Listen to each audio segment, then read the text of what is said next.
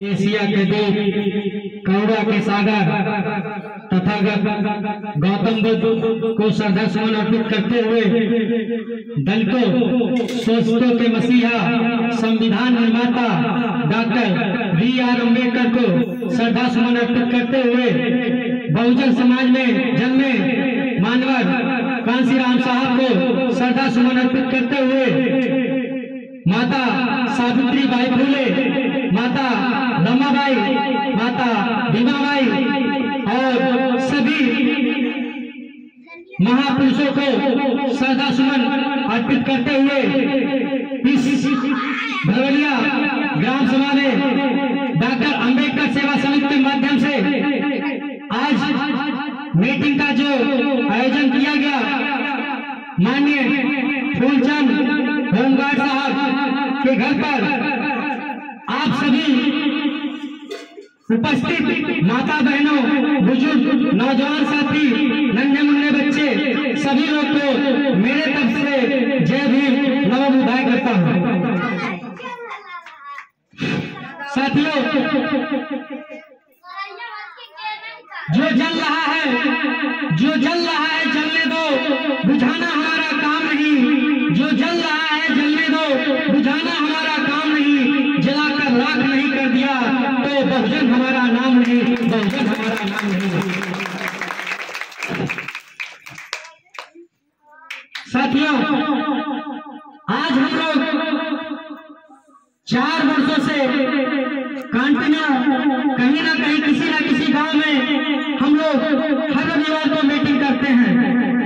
इस मीटिंग का उद्देश्य हम लोग क्यों पड़ा कि आज हम देख रहे हैं कि हमारे समाज में तमाम तरह के कुरीतियां फैली हुई हैं। आज हम शिक्षित होने के बावजूद हमारे पास ज्ञान नहीं हुआ कि आज हम जिस तरह समाज में बड़े गर्व के साथ चलते हैं, आज हमें अवसर जो मिला है चलने का, उठने और बैठने का, आज हम उन महापुरुष के बारे में भूल गए हैं। आज हमें जो महापुरुष हमको देखे गए हैं, हमारे महापुरुष डॉक्टर बी.आर. अम्बेडकर, जैसे उनका जन्म हुआ 14 अप्रैल 1891 ईस्वी में। जिस समय उनका जन्म हुआ उस समय इतना छुआछूत दिखाई थी, इतना विडंबना था कि हमें जानवरों और कुत्ता और बिल्ली से बचकर हमारी जिंदगी थी। उस समय इतना कुरीतियां थी, लेकिन आज हमारा समाज उस बाबा साहब को भूल गया। आज हमारा समाज बाबा साहब को याद करने के लिए उसको डर लगता है। आज हम देवी देवताओं को पूजा करने के लिए हम आगे सबसे पहले खड़ा हो जाते हैं। 2-2 4-4 घंटा पूजा करते हैं, 2-2 4-4 घंटा समय देते हैं। जहां भी रामायण या कोई भी कार्यक्रम होता है वहां हम पूरा रात का रात बैठे रहते हैं। लेकिन अगर हमारे बहुजन समाज का कार्यक्रम कहीं होता है, हमारे बाबा साहब का, हमारे गौतम बुद्ध का कार्यक्रम कहीं होता है, तो वहां हमारे पास समय नहीं होता है, बैठने का समय नहीं होता है। हम कहीं न कहीं कहते हैं हमारे पास समय नहीं, हम यहाँ जा रहे हैं, वहां जा रहे हैं। और देखा जाता है कि रामायण या कहीं भी गीता भागवत होता है तो वहां हम रातों रात बैठते हैं। धन्य बाबा साहब, जिस समय बाबा साहब का जन्म हुआ उस समय इतना कुरीतियां थी।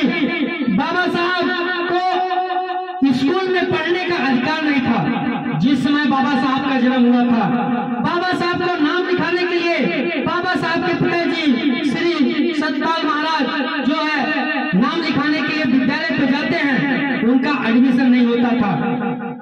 कई विद्यालयों पे एडमिशन कराने के लिए प्रयास करते हैं, किसी तरीके से उनका एडमिशन होता था।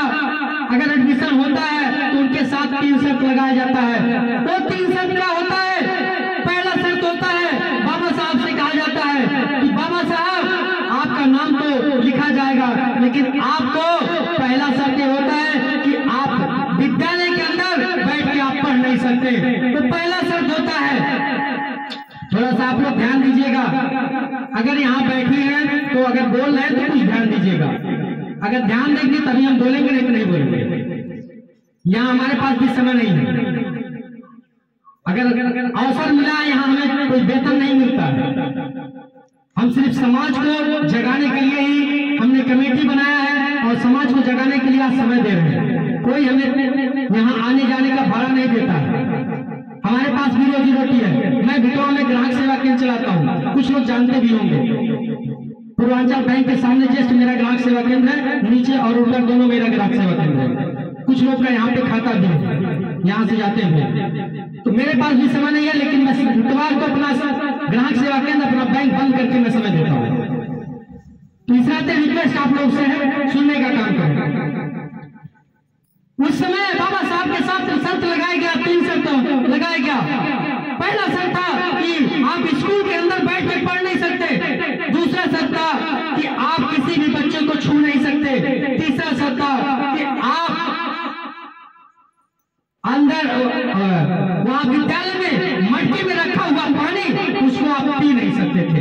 अब बताइए, ये 3 शर्त लगाया गया। अगर आज के डेट में किसी बच्चे के साथ ये शर्त लगा दिया जाए तो कौन बच्चा पढ़ पाएगा? बताइए, कोई बच्चा पढ़ पाएगा? हाथ उठा के बताओ, कोई पढ़ पाएगा? नहीं पढ़ पाएगा, कोई नहीं पढ़ पाएगा। आज की डेट में अगर आपके साथ इतना बर्ताव किया जाए तो कोई बच्चा नहीं पढ़ पाएगा। लेकिन फिर भी हमारे बाबा साहब, धन है बाबा साहब, 3 शर्त को सुनने के बाद अपने पिताजी से कहते हैं कि पिताजी मैं पढ़ूंगा, फिर भी मैं पढ़ूंगा। पढ़ते उसी विद्यालय में पढ़ते हैं और एक दिन ऐसा आता है उसी विद्यालय में गुरुजी क्वेश्चन पूछते हैं तो विद्यालय के अंदर बच्चे जो पढ़ते हैं और बाबा साहब विद्यालय के बाहर ऐसे पढ़ते हैं। हम अंदर जिस तरीके से हैं, जिस तरीके से बैठे उस तरीके से विद्यालय के अंदर जो बच्चे हैं पढ़ते हैं और बाबा साहब इस तरीके से वहां बाहर बैठ के पढ़ते हैं। लेकिन बाबा साहब जब सवाल किया जाता है, गुरुजी सवाल पूछते हैं तो अंदर बैठे हुआ बच्चा कोई भी सवाल का जवाब नहीं दे पाता है। लेकिन बाबा साहब बाहर से कहते हैं कि बाबा साहब गुरुजी मैं सवाल का जवाब दूंगा। फिर बाबा साहब को अंदर बुलाया जाता है और बुलाया जाता है किस तरीके से?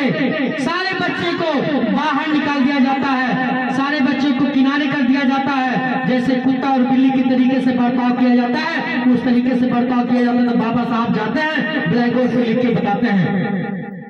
उसके बाद उस गुरु जी को ज्ञान होता है कि बताइए बच्चा बाहर बैठे पढ़ रहा है, वो सवाल का जवाब दे रहा है और अंदर बैठे हुए बच्चे वो सवाल का जवाब नहीं दे पा रहे हैं।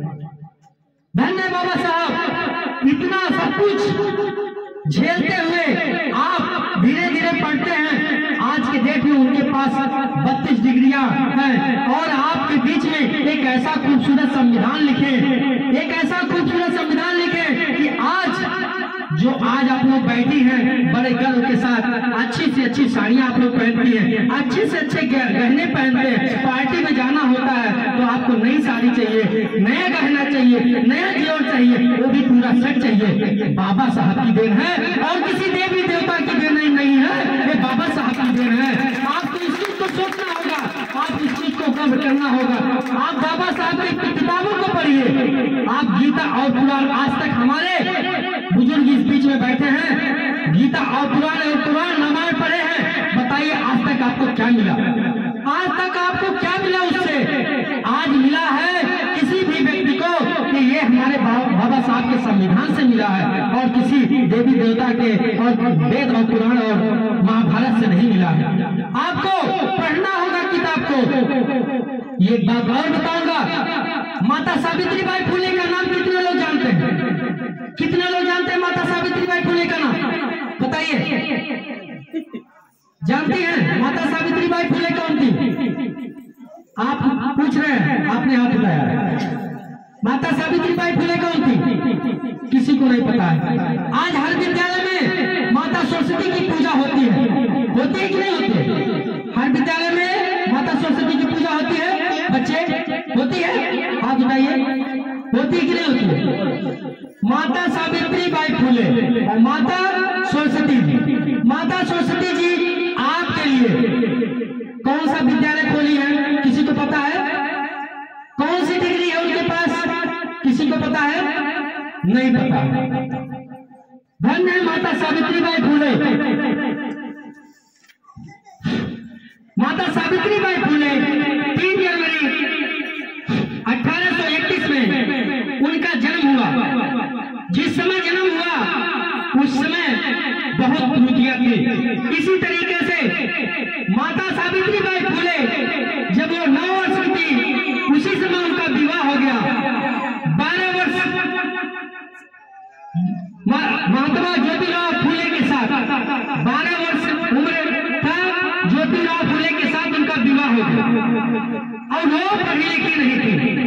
जब विवाह हुआ वो गई अपने घर पे, तो माता सावित्रीबाई फुले को ज्योतिराव फुले ने उनको पढ़ाया लिखाया।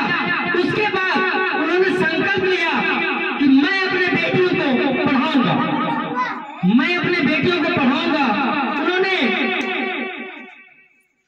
माता फातिमा शेख के घर पे पहला विद्यालय खोला। माता फातिमा शेख एक मुस्लिम कास्ट की थी, उन्होंने पहला विद्यालय उनके घर पे खोला। उसके बाद इस तरीके से उन्होंने 18 विद्यालय खोला। 18 विद्यालय खोला अपने बेटियों को पढ़ाने के लिए। उन्होंने पढ़ाया लिखाया। जिस समय वो पढ़ाने जाती थी उस समय 2 साड़ी लेके जाती थी। 2 साड़ी लेके जाती थी।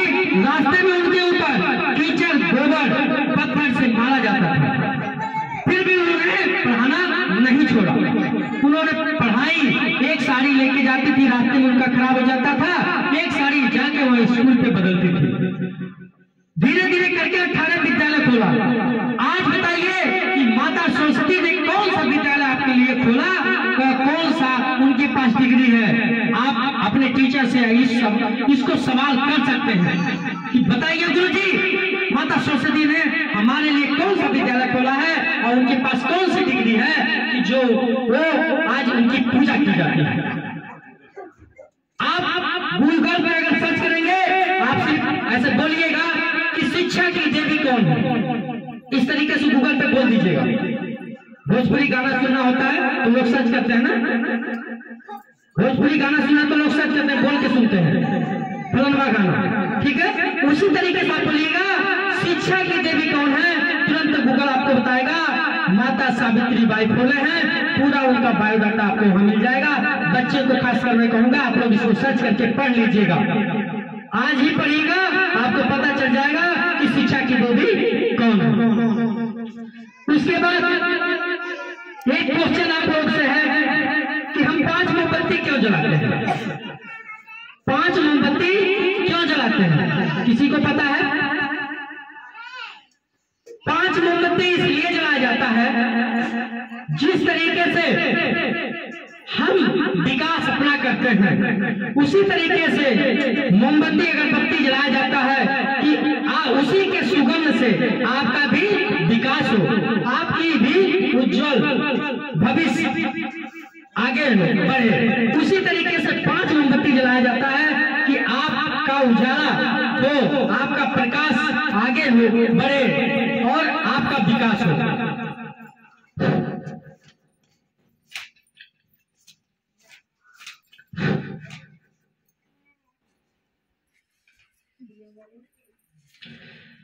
और एक चीज जान लीजिए, डॉक्टर अंबेडकर सेवा समिति का एक मेरा मुहिम मतलब चल रहा है, एक योजना चल रहा है कि अगर आपके घर में आपके परिवार में कोई समस्या होती है तो आपको क्या काम आता है? सिर्फ आता है वो है पैसा।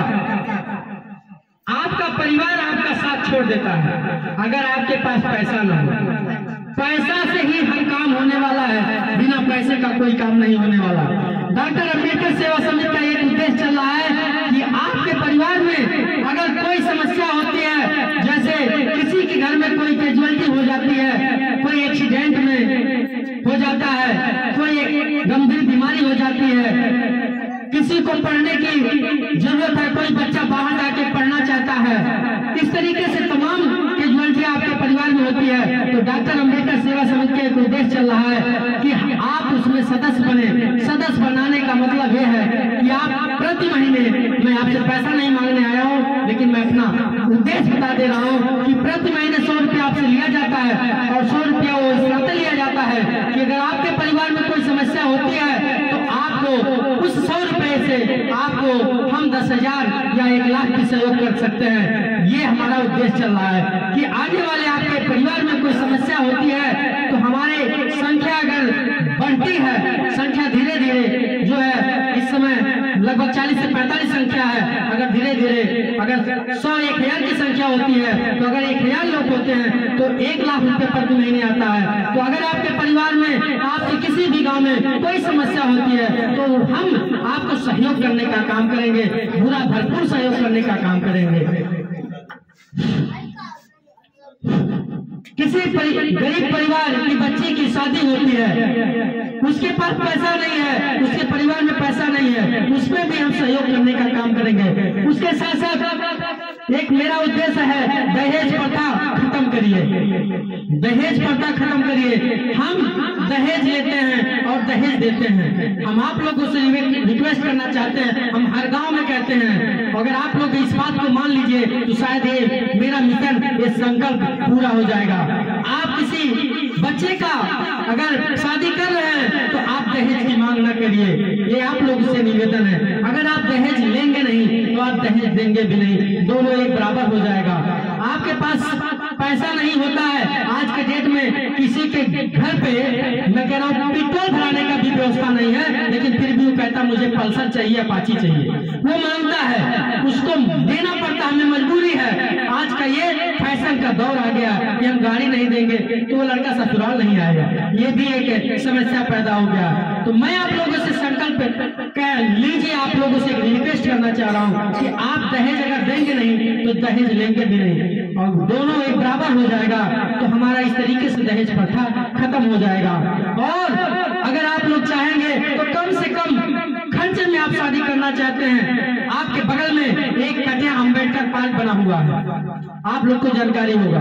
आज इस समय सुंदरीकरण का कार्यक्रम चल रहा है और हम लोग उसको संकल्प लिए हैं कि उस पार्क को पूरा सुंदरीकरण बना के रहेंगे, इस नाते बना के रहेंगे कि आपका ये पार्क पूरी तरह रजिस्टर्ड है, गवर्नमेंट से रजिस्टर्ड है, ये मान्यता प्राप्त है। अगर उसमें आप लोग सहयोग करना चाह रहे हैं तो सहयोग भी करिए, इस समय हम लोग सहयोग भी कर रहे हैं। जैसे हमारे बीच में आज मास्टर साहब नहीं आए हैं, जो अभी नाम बताया गया है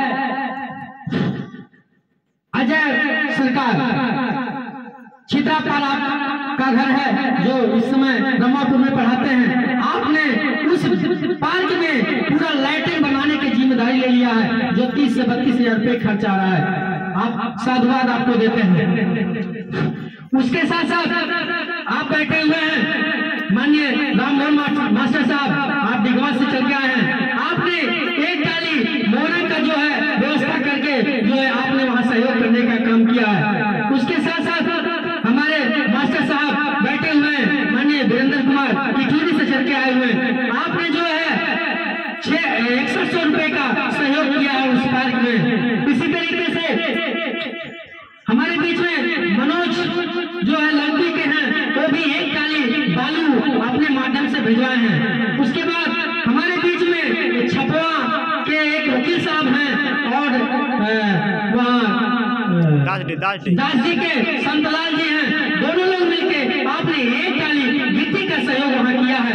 इस तरीके से हमारे माध्यम से भी जो है 14,000 रुपए का सहयोग हमने भी उस पार्क में किया है। इस तरीके से अशोक भाई ने भी सहयोग किया है। हमारे मास्टर साहब जो बैठे हुए हैं खटियावा से, आपने एक डाली जो है क्या नाम है ईटा, आपने सहयोग करवाया है उस पार्क में। इसी तरीके से हम लोगों ने संकल्प दिया है कि उस पार्क को हम सुंदरीकरण करा के रहेंगे, इस नाते सुंदरीकरण कराएंगे। हमारे समाज में आज अगर कहीं कोई शादी विवाह का कार्यक्रम होता है तो हम किसी न किसी मंदिर पे जाते हैं, मजबूरी हमारी है कि हमारे पास कोई जगह नहीं है, हमारे पास कोई जगह नहीं है कि हम जाके वहाँ अपना कार्यक्रम कर सके। तो आज से आप लोग अगर कहीं कार्यक्रम करना होगा, कोई शादी विवाह का करना होगा, तो आप लोग कटिया अम्बेडकर पार्क में करिएगा, वहाँ पे आपको पूरी व्यवस्था दी जाएगी। ये हम लोग का पूरा प्रयास है।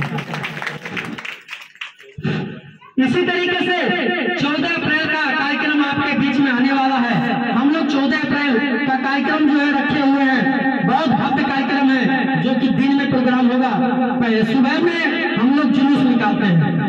आपके बगल से ही पिछले साल हम लोग यही टेकनसा होके निकाले थे, जो कटिया अम्बेडकर पार होके लेके गए थे हम लोग, बबनी होके पूरा जो है पूरा क्षेत्र घूमे थे। लगभग हमारा जो है हजारों की संख्या थी जो है उस जुलूस में। इस साल जो है बहुत भव्य जुलूस निकलेगा, आप लोग उस जुलूस में आइएगा। और जुलूस में माताएं बहनों नहीं जा सकती हैं, लेकिन आप लोग के लिए हमने प्रोग्राम रख दिया है कि 14 अप्रैल के दिन वहाँ दिन में प्रोग्राम चलेगा, जो अब्बासगंज में वहाँ फील्ड में खेत में जो है प्रोग्राम चलेगा। आप लोग वहाँ प्रोग्राम को देखिएगा। हम लोग प्रभात फेरी करेंगे। प्रभात फेरी सुबह 7 बजे से निकाल दिया जाएगा, 12 बजे तक समाप्त कर दिया जाएगा, और उस कार्यक्रम में आप लोग को फिर सम्मिलित किया जाएगा, और वहाँ पे भोजन सब कुछ व्यवस्था आप लोग के लिए रहेगा। और इस चीज को आज से आप लोग जो है लोगों को भी बताइएगा, वहाँ ज्यादा से ज्यादा आने की कोशिश करिएगा। तो समय ज्यादा हो गया है, हम अपनी बातों को खत्म करेंगे।